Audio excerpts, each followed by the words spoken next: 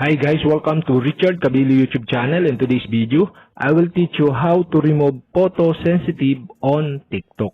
So okay guys, but before we start, kindly subscribe to my YouTube channel by pressing the subscribe button and the bell to notify you if I have new videos. So okay guys, let's start. Okay guys, you only have to do is go to TikTok application in your mobile phone.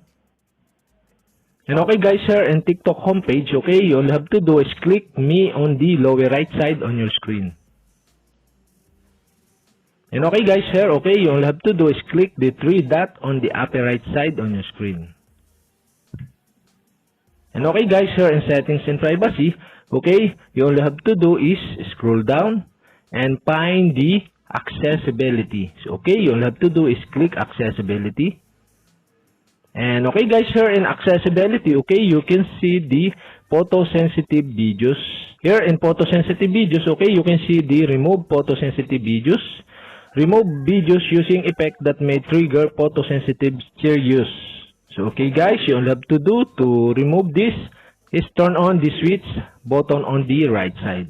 And okay guys, we have successfully removed the photosensitive videos on TikTok. And okay guys, if you have a question, kindly comment below. And don't forget to hit the subscribe button and the bell to notify you if I have new videos. Okay guys, thank you for watching.